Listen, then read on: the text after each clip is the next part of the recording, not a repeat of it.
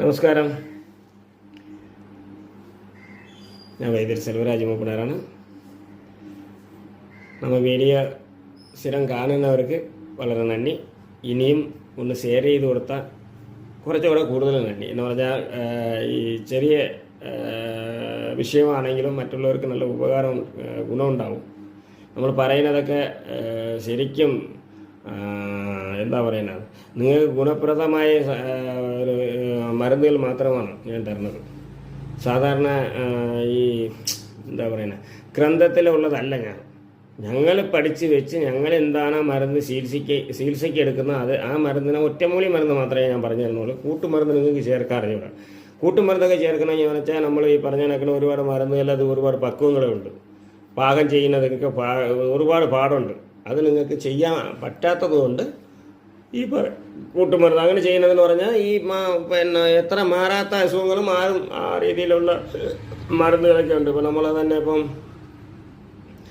സാധാരണ ഈ വെട്ടുകായൊക്കെ വന്നിട്ട് ഈ എന്തെങ്കിലുമൊക്കെ പുണ്ണ് വന്ന വർഷങ്ങളോളം പൊറുക്കാത്ത പുണ്ണുകളൊക്കെ ഉണ്ട്, ഓരോരുത്തർ കൊണ്ടു നടക്കുന്നുണ്ട്. പക്ഷെ അതൊക്കെ നമുക്ക് ഒരു 3 മാസത്തിനകത്ത് പൊറിപ്പിച്ചെടുക്കാനുള്ള മരുന്നൊക്കെ നമ്മളെ ഇതിലുണ്ട്. നമ്മൾ ആയുർവേദത്തിൽ ഒരു വ്രണം വന്നാൽ 3 മാസത്തിനകത്ത് പൊറിപ്പിക്കാനുള്ള 3 മാസം, ഏറ്റവും കൂടി പോയാൽ 3 മാസം, അതിനിടയ്ക്ക് തന്നെ പൊറിപ്പിക്കും. അതാണ് നമ്മളുടെ ഈ നാട്ടുമരുന്നിൻ്റെ രീതി. പണ്ടത്തെ രീതി അങ്ങനെയായിരുന്നു. ഇപ്പോഴും വർഷങ്ങളോളം പൊറുക്കാതെ വ്രണവും കൊണ്ട് നടക്കുന്നവർ ഒരുപാട് പേരുണ്ട്. അങ്ങനെ ഉള്ള അസുഖങ്ങൾക്ക് നമ്മൾ മരുന്ന് ചെയ്താൽ നല്ല രീതിയിൽ ഗുണപ്പെടും. അതിനൊക്കെ മരുന്നുകൾ ഞാൻ ഒറ്റമൂലി മരുന്നുകൾ പറഞ്ഞുതരാം. നിങ്ങൾക്ക് മനസ്സിലായില്ലേ? പക്ഷേ ഇത് ഒറ്റമൂലി മരുന്നാണെങ്കിൽ നിങ്ങൾ ഈ പറയുന്നത് വളരെ ശ്രദ്ധിച്ച് കേൾക്കണം, അതനുസരിച്ച് നമ്മൾ എടുക്കണം. നിങ്ങൾക്ക് മനസ്സിലായില്ലേ? അല്ലാതെ ഈ പറഞ്ഞ കണക്കിന് നമ്മൾ പറയുന്നത് മനസ്സിലാവാത്ത രീതിയിൽ നിങ്ങളൊന്നും ചെയ്യരുത്.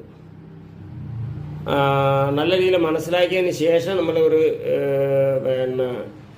മരുന്ന് നമ്മൾ ഉപയോഗിച്ചാൽ മാത്രമേ അത് ഗുണമുണ്ടാവുള്ളൂ.